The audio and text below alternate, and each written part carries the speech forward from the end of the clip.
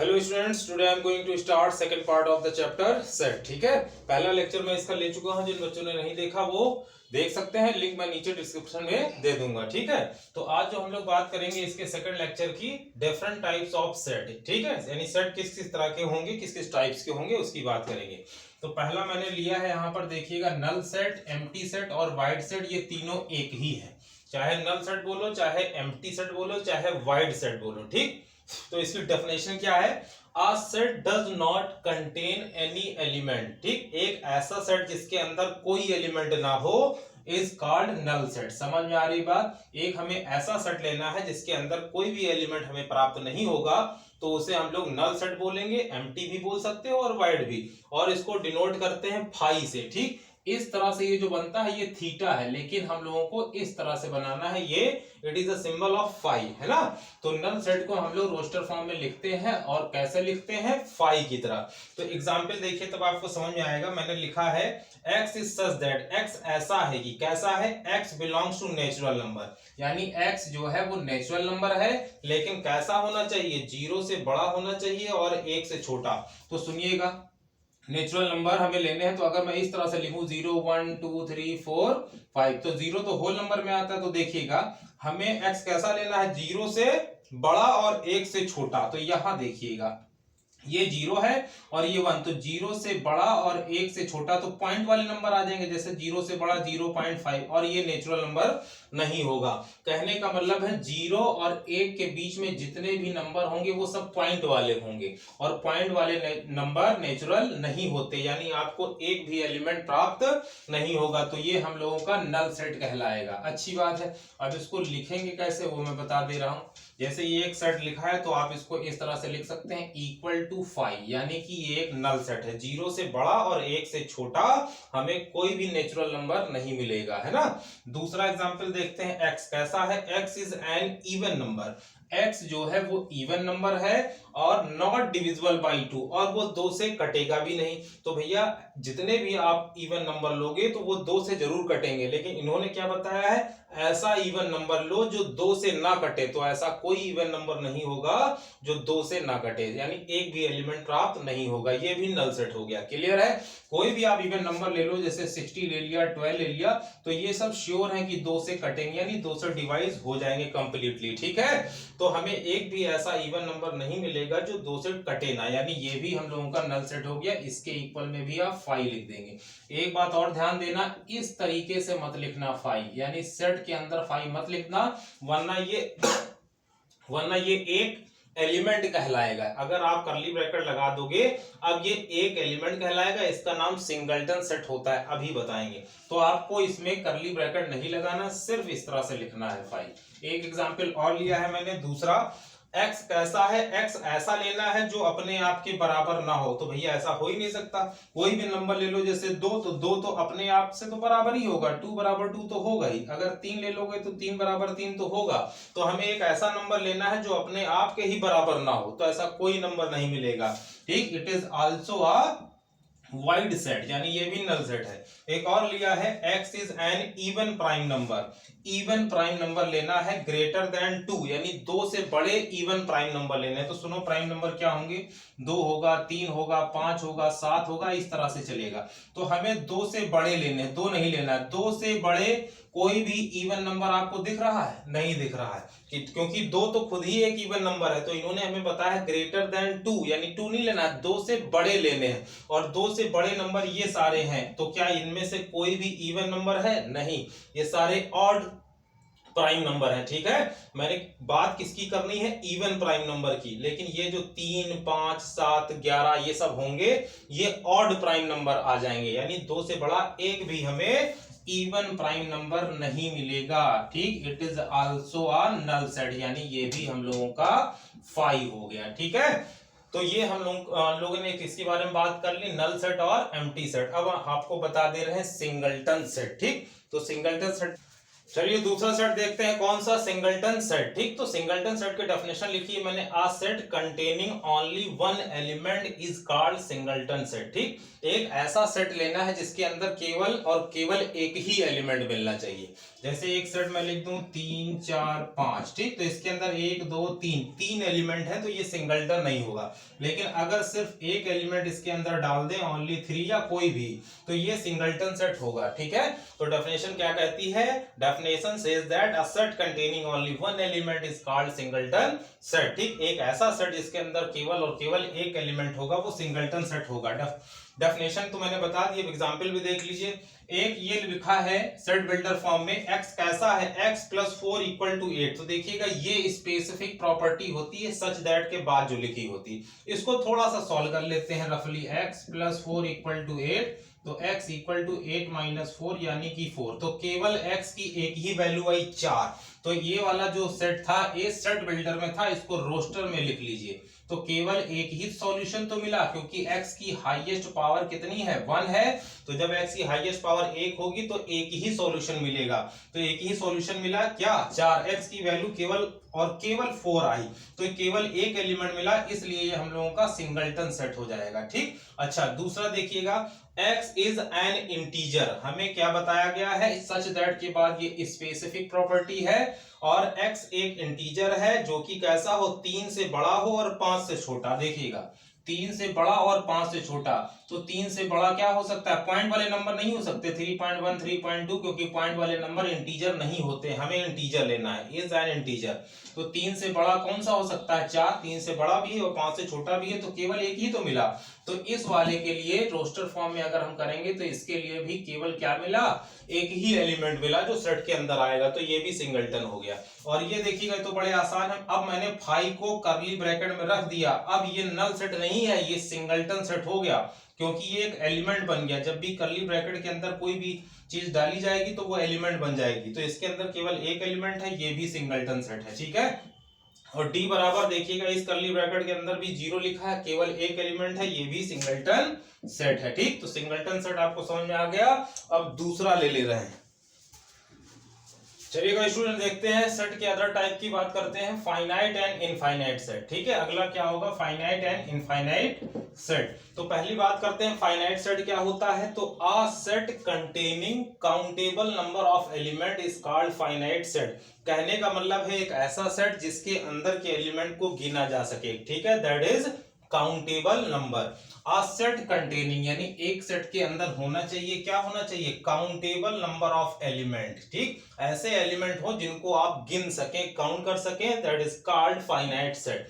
जैसे कि एग्जांपल देखिएगा, 1 2 3 4 5 तक है, इनको हम लोग आसानी से गिन सकते हैं, काउंट कर सकते हैं, तो ये हम लोगों का फाइनाइट सेट होगा। ठीक, दूसरा एग्जांपल देखिए, x is a set of all months in a year.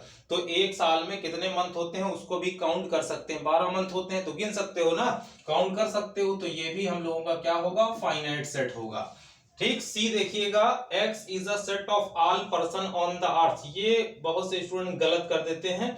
अर्थ पर जितने भी पर्सन हैं वो गिने जा सकते हैं या नहीं, यानी काउंटेबल है या नहीं, तो इसको कायदे समझिएगा। लिखा है x is a set of all person, यानी सभी पर्सन ऑन द अर्थ, जो अर्थ पर हैं, तो पृथ्वी पर रहने वाले सभी पर्सन काउंटेबल हैं, उनको गिन सकते हो। ठीक, इसको इनफाइनाइट मत लिख देना। क्लियर हो गई बात? यानी अर्थ पर जितने भी पर्सन हैं सभी को हम लोग काउंट कर सकते हैं, तो ये भी हम लोगों का किस में आ जाएगा? फाइनाइट सेट में। ये गलती करते हैं, और दूसरा वाला ये भी गलती कर देते हैं बच्चे। क्या है? x is a set of all river in the world, यानी पूरे वर्ल्ड में जितनी भी रिवर हैं उनका सेट। तो सब जितनी भी रिवर है वर्ल्ड में वो सारी गिनी जा सकती हैं, बहुत सारी नहीं है कि आप उसको गिन ना सके। तो ये भी हम लोगों का किस में आ जाएगा? फाइनाइट सेट में आ जाएगा। ठीक, अब अगली बात कर लेते हैं, इनफाइनाइट सेट क्या होता है, बस थोड़ा सा चेंज करेंगे। A set containing uncountable number, यहां पर काउंटेबल नंबर था, यहां पे क्या है? अनकाउंटेबल नंबर ऑफ एलिमेंट, यानी एक ऐसा सेट जिसके अंदर के एलिमेंट को काउंट ना किया जा सके, गिना ना जा सके, वो इनफाइनाइट सेट कहलाएगा। ठीक है, तो जैसे कि एग्जांपल लिखा है, x is a set of natural number. तो नेचुरल नंबर हमें पता है कैसे होते हैं। नेचुरल नंबर 1 2 3 ऐसे करके होते हैं। 3 डॉट लगाइएगा, 3 डॉट, समझ में आ गई बात? 3 डॉट लगाना है, ये नहीं कि डॉट डॉट लगाते चले जाओ। तो भैया ये इसको आप लोग गिन नहीं सकते हो कहां तक जाएगा, एक से शुरू तो होगा लेकिन कहां तक जाएगा ये गिना नहीं जा सकता। तो ये हम लोगों का नेचुरल नंबर का जो सेट है ये इनफाइनाइट कहलाएगा, इनफाइनाइट सेट, ठीक है। इसी तरह से जैसे रैशनल नंबर का सेट वो भी इनफाइनाइट है, उसको भी गिन नहीं सकते हो। अगला मैंने लिखा है x is a set of all points on a line. एक लाइन लेनी है, लाइन, और लाइन का कोई एंड पॉइंट नहीं होता, कहां से शुरू होती कहां से खत्म ये डेफिनेट नहीं होता है। तो लाइन पर कितने पॉइंट होंगे इसको भी आप गिन नहीं सकते। ये लाइन नहीं है, लाइन सेगमेंट है, ठीक है, लेकिन मैं लाइन की बात कर रहा हूं। तो लाइन कितनी बड़ी होगी उसका कोई ठिकाना नहीं है, ठीक। तो जब लाइन कहीं कोई डेफिनेट नहीं है कि कितनी बड़ी होगी तो उस पर जितने भी पॉइंट होंगे उसको आप गिन नहीं सकते, ठीक। तो क्या कहलाएगा, x is a set of all points on a line is a infinite set, ठीक। ये इनफाइनाइट सेट कहलाएगा। नेचुरल नंबर का सेट ये भी इनफाइनाइट सेट था। एक और देखिएगा, नीचे लिखा है x is a set of all irrational number line between two integer. कहने का मतलब है वो क्या कह रहा है, दो इंटीजर ले लीजिए कोई भी, जैसे 2 और 3 ले लिया, ये दोनों इंटीजर है, ये भी इंटीजर है और ये भी इंटीजर है। इंटीजर को जेड से भी लिखते हैं याद रखिएगा, और आई से भी। तो दो इंटीजर के बीच में infinite number of irrational number होते हैं, यानी इतने सारे इरेशनल नंबर होंगे जिसको आप गिन नहीं सकते। ये भी इंपॉर्टेंट है, ध्यान से देख लेना। कोई भी दो इंटीजर के बीच में infinite number of irrational number होता है, तो ये भी हम लोगों का किस में आ जाएगा, इनफाइनाइट सेट में आ जाएगा। क्लियर हो गई बात। अच्छा, एक चीज और मैं बता दूं इसी में। चलिए स्टूडेंट्स, अगला देखते हैं सेट्स, इक्वल सेट। तो इक्वल सेट पढ़ाने से पहले आप एक और केस देख लीजिए जो अभी मैंने आपको बताया। तो एक और देख लीजिए, ए क्या है 1 2 3 फिर कॉमा लगा के 3 डॉट है अप टू 100, ठीक। तो ये 3 डॉट जब बीच में लगा जाएगा, ठीक, तो वो क्या कहलाएगा, फाइनाइट सेट, यानी वो इनफाइनाइट नहीं होगा क्योंकि अप टू 100 तक लेना है। तो भैया 100 तक तो गिना ही जा सकता है, एक से शुरू करो 1 2 3 4 5 करके कहां तक, 100 तक। तो 100 तक तो हम लोग आसानी से गिन सकते हैं, तो वो फाइनाइट में आ जाएगा। तो आपके समझने के लिए, अगर 3 डॉट मिडिल में होते हैं तो वो फाइनाइट सेट कहलाता है, और 3 डॉट अगर लास्ट में लगे हैं तो जाहिर सी बात है वो इनफाइनाइट सेट है ना। तो चलो नीचे वाला देखते हैं क्या था, इक्वल सेट। तो इक्वल सेट की हमने डेफिनेशन लिखी है, two set A and B. मान लिया दो सेट हैं ए और B, are said to be equal set, तो उनको इक्वल सेट कहा जाएगा, लेकिन कब, if they contains exactly the same element. यानी दो ऐसे सेट हो जिनके एलिमेंट क्या हो, सेम हो, जैसा ए में हो वैसा ही बी में हो। जो एलिमेंट ए में होंगे वही एलिमेंट अगर ए में भी है तो वो हम लोगों का क्या कहलाएगा, इक्वल सेट। जैसे कि एग्जांपल देख लो, समझ में आ जाएगा, फिर ऊपर का केस बताते हैं। जैसे 1 2 3 है, इसमें लिखा है 3 2 1, तो ये अगर इनका ऑर्डर चेंज कर दे तो कोई फर्क नहीं पड़ता है। बस देखो 3 इसमें है, 3 इसमें है, 2 इसमें है, 2 इसमें है, 1 इसमें है, 1 इसमें है, तो ये हम लोगों का क्या कहलाएगा, इक्वल सेट कहलाएगा। एक और देख लीजिए, जैसे 2 4 8 है, इसी को मैंने सेट बिल्डर में लिखा है, 2 की पावर n लिख दिया। अब n की वैल्यू तुम 1 रखोगे तो क्या मिल जाएगा, 2 मिल जाएगा भाई। 2 की पावर n है, n की वैल्यू 1 रखोगे 2 मिल जाएगा, n की वैल्यू 2 रखोगे तो 4 मिल जाएगा, और n की वैल्यू 3 रखेंगे तो 8 मिल जाएगा। लेकिन डॉट डॉट लगा रखे हैं, इसीलिए मैंने n को नेचुरल नंबर लिख दिया। क्यों, क्योंकि देखो ये दो और ये दो तो बराबर है, बदल क्या रहा है 1 2 3, और ये है क्या, नेचुरल नंबर। तो n की वैल्यू जो होगी वो नेचुरल नंबर होगी, ठीक, क्योंकि डॉट डॉट है चलता रहेगा। 3 तक ही नहीं रखना, जैसे 1 2 3 रखा, फिर 4 रखोगे तो 16 मिलेगा, 5 रखोगे तो 32 मिलेगा, और इसमें डैश डैश है, यानी सारे एलिमेंट इंक्लूडेड है, ठीक। तो ये दोनों सेट भी हमारे इक्वल है, बस ये रोस्टर फॉर्म में लिखा है और ये सेट बिल्डर में लिखा है, लेकिन ये है दोनों इक्वल। तो ये दोनों इक्वल सेट कहलाएगा। कहने का मतलब क्या है, अगर x a में है और x b में भी है, x कोई एलिमेंट है, तो x अगर a में है और x b में भी है, तो इसका मतलब होगा ये दोनों जो सेट होंगे वो बराबर होंगे, a बराबर b। और अगर ये आपको दिया है तो ये वाला केस हो जाएगा। अगर गिवन कर दिया जाए सेट a बराबर b, तो आप ये लिख सकते हो क्या, x a में है और x b में भी है। जो एलिमेंट a में होंगे अगर वही एलिमेंट b में भी है तो दोनों क्या कहलाएंगे, both are equal set. Clear हो गई बात। अच्छा, नेक्स्ट देखते हैं।